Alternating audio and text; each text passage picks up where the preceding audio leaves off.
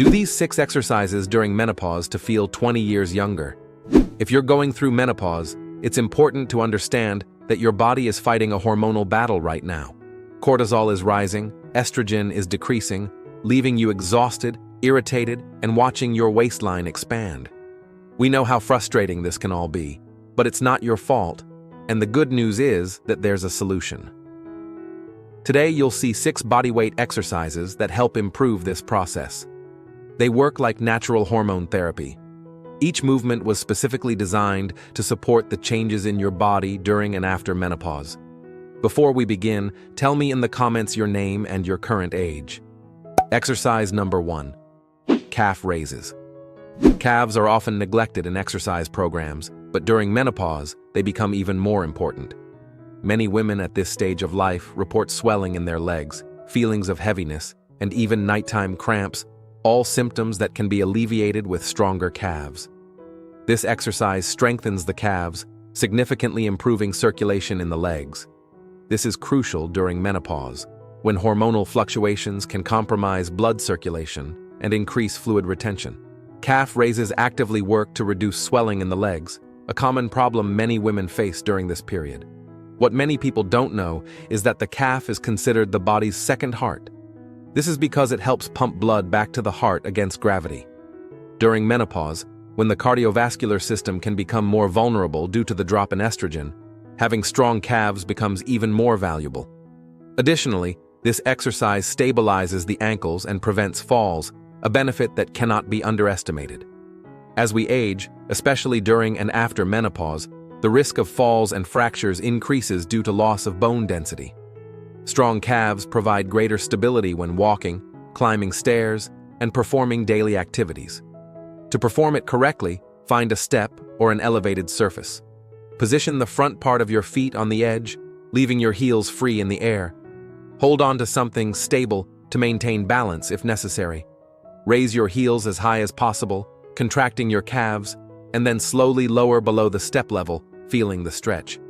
The secret is in controlling the movement both on the way up and down. I recommend starting with 3 sets of 15 to 20 repetitions, with a minute of rest between them. Calves predominantly contain slow-twitch fibers, so they respond better to longer sets. Start with body weight, and as you progress, you can hold light weights or a water bottle. A common mistake is performing the movement quickly, without control. This drastically reduces the benefits and increases the risk of injuries. Another frequent error is not lowering the heel below the step level, which limits the range of motion and decreases effectiveness.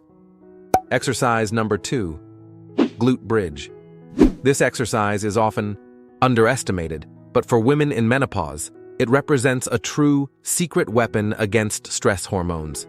During this phase, the body undergoes intense hormonal reorganization, and the glute bridge offers surprisingly effective support. The glute bridge works the largest muscle in the human body, the gluteus maximus, along with the back of the thighs and lower back. What makes this exercise particularly valuable for women in menopause is its ability to help lower cortisol levels, the stress hormone.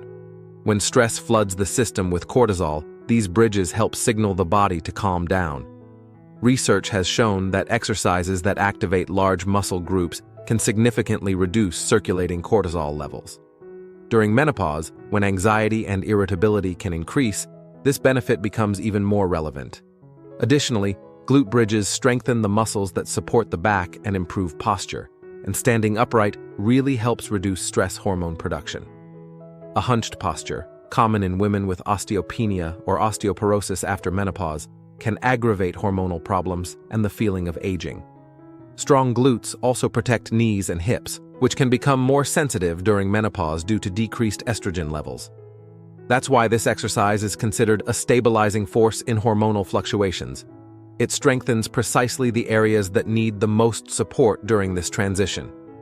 To perform it correctly, lie on your back with your knees bent and feet flat on the floor, approximately hip-width apart. Your arms should be extended beside your body, palms down. Contract your glutes and lift your hips off the floor until you form a straight line from your knees to your shoulders.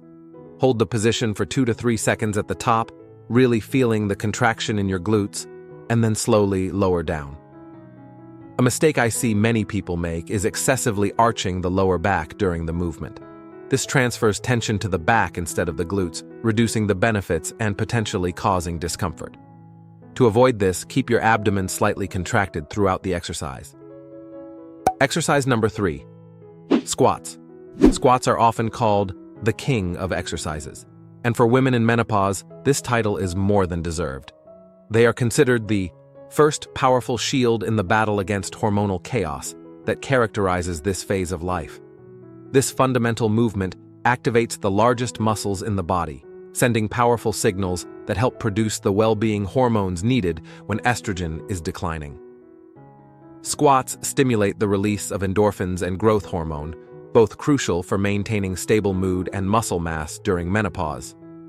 What makes squats particularly valuable during this period is their ability to help build and maintain muscles when the body naturally begins to lose them. From age 40, women can lose up to 1% of their muscle mass per year, and this loss accelerates during menopause. Each squat performed tells the body to maintain that vital muscle tissue, working against this natural tendency.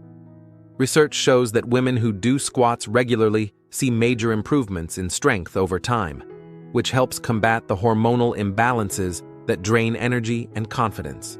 A study published in the Journal of Strength and Conditioning Research found that postmenopausal women who incorporated squats into their routine twice a week for 12 weeks increased their leg strength by up to 30%. Additionally, squats stimulate metabolism, helping to combat the abdominal weight gain common in menopause. They also increase bone density in the lower limbs and spine, offering protection against osteoporosis, a significant risk after the drop in estrogen. To perform them correctly, position your feet shoulder-width apart, with toes pointing slightly outward. Keep your chest lifted and spine in a neutral position. Initiate the movement by pushing your hips back, as if you were sitting in a chair, and then bend your knees. Lower until your thighs are parallel to the floor, or as far as is comfortable for you. Keep your knees aligned with your toes and weight in your heels. Return to the starting position by pushing through your heels and contracting your glutes at the top. A common mistake is letting the knees collapse inward during the squat. This puts undue stress on the joints and reduces glute activation. Another frequent error, especially for beginners, is leaning the trunk too far forward, which transfers the effort to the back instead of the legs. For women in menopause starting with squats, I recommend beginning with 3 sets of 10 to 12 repetitions, with 60 to 90-second rest intervals between sets. Start with partial squats if necessary, gradually increasing the depth as your strength and confidence improve. Before we continue, don't forget to subscribe to the channel. Having constant access to science-based information is what will help you progress with long-term health in the world of strength training. Exercise number 4, resting squat. The resting squat is a powerful variation that offers unique benefits for women in menopause. While the traditional squat is already extremely beneficial, this version provides additional intensity precisely in the areas that need the most attention during this transition phase. During menopause, the drop in estrogen levels significantly affects muscle mass, especially in the legs and hips. The resting squat works deeply on the quadriceps, glutes, and core stabilizers, areas that frequently weaken during this period. This exercise creates a more intense stimulus for muscle preservation, exactly when your body needs it most. The beauty of this exercise lies in its ability to promote greater hip and ankle mobility, something that tends to decrease with age and especially during menopause. Greater mobility means less joint pain and more fluid movements in daily life, making you literally feel years younger when performing everyday tasks like climbing stairs or getting up from a chair. Another unique benefit of the resting squat is that it increases time under muscle tension, a crucial factor for stimulating the production of anti-aging hormones. Studies show that keeping muscles under tension for longer periods increases growth hormone production, which helps preserve muscle mass and stimulates metabolism, both often compromised during menopause. To perform it correctly, position yourself as in a regular squat, with feet shoulder-width apart or slightly wider. Slowly lower into a full squat position, where your thighs are parallel to the ground or lower. Here comes the difference. Instead of rising immediately, Maintain this low position for 30 seconds to 1 minute, breathing normally and maintaining proper posture. When you complete the time, return to the starting position in a controlled manner. For beginners, start with just 10 to 15 seconds in the low position, performing 3 repetitions with adequate rest between them. If the full position is too challenging initially, there's no problem using support such as a chair or bench behind you, or holding onto something stable to help with balance. As you progress, gradually increase the time in the low position until reaching 60 seconds. Once this is comfortable, you can add small pulses in the low position or hold light weights to further increase intensity. You'll know you're doing it right when you feel a deep warmth in your quadriceps and glutes, without sharp pain in your knees. This exercise may cause muscle trembling initially. This is normal and indicates that the muscles are being effectively challenged. A common mistake is rounding the back in the low position. This puts undue stress on the lumbar spine, which may already be vulnerable during menopause due to bone density loss. Keep your chest elevated and spine neutral throughout the exercise. Exercise number 5. Push-ups.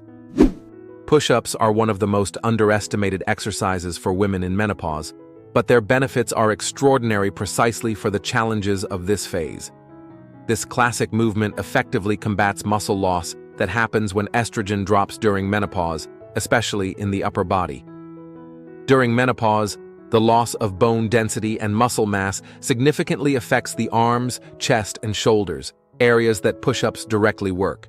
This exercise addresses one of the biggest challenges of menopause, the loss of upper body strength, which can make daily activities like carrying groceries or lifting objects increasingly difficult.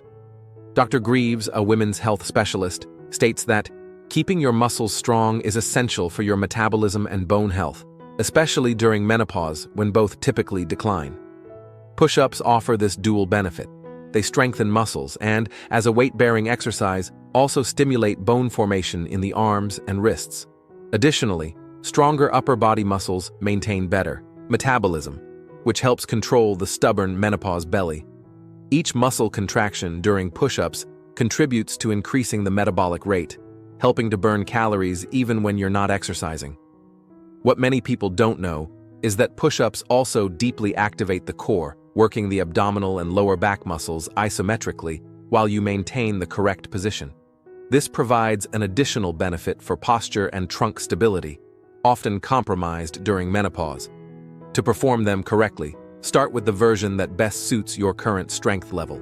For many women in menopause who are just starting, wall push-ups or counter push-ups are excellent options. For wall push-ups, stand facing a wall, about an arm's length away. Place your hands on the wall at shoulder height, slightly wider than shoulder width. With your body straight from heels to head, bend your elbows to bring your chest closer to the wall, then push back to the starting position. For counter push-ups, use a kitchen counter, table, or other stable object. The lower the support, the more challenging the exercise will be.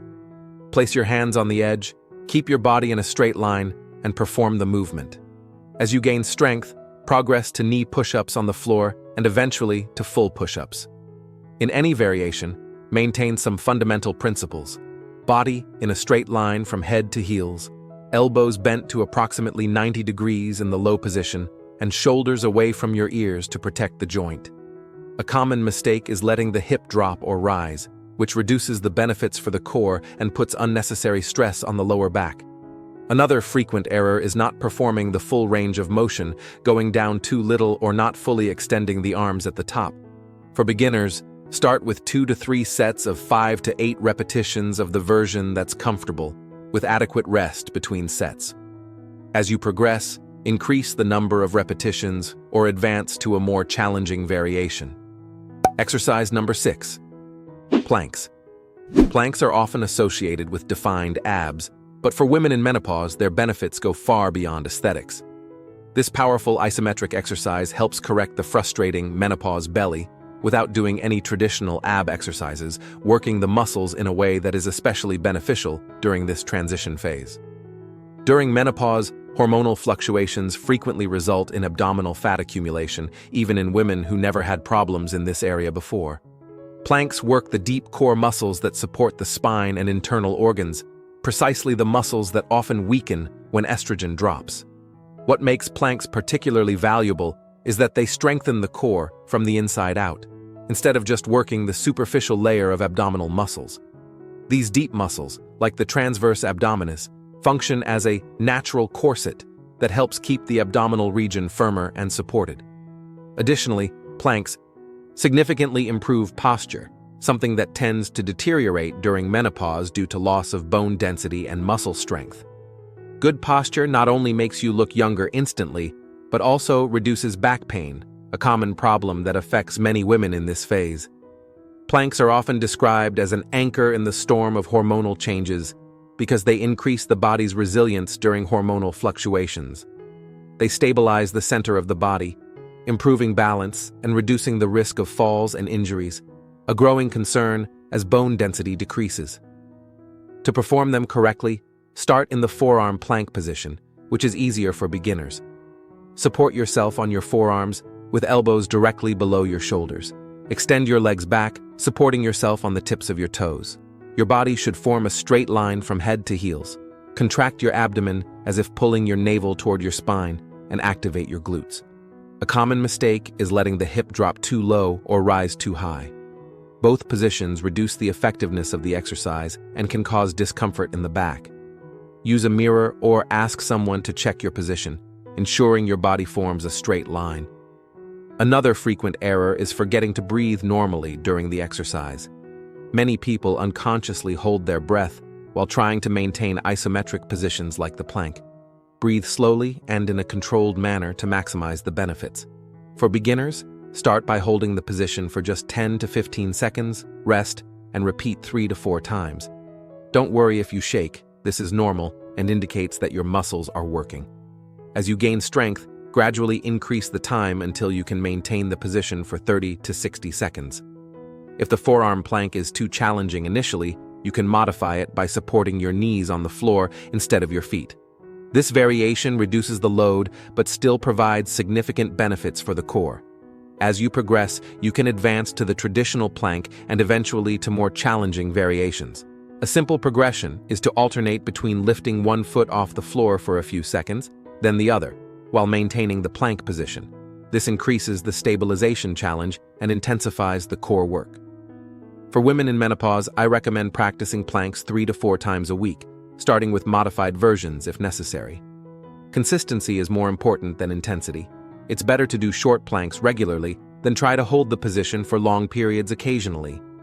If you enjoyed this and also want to discover 6 isometric exercises to do at home, which also don't require a gym or equipment and are capable of changing your entire lower body, we've left a video appearing right now on the screen showing each of them better. Don't miss it. Thank you for watching this far, and may God bless you, my friend.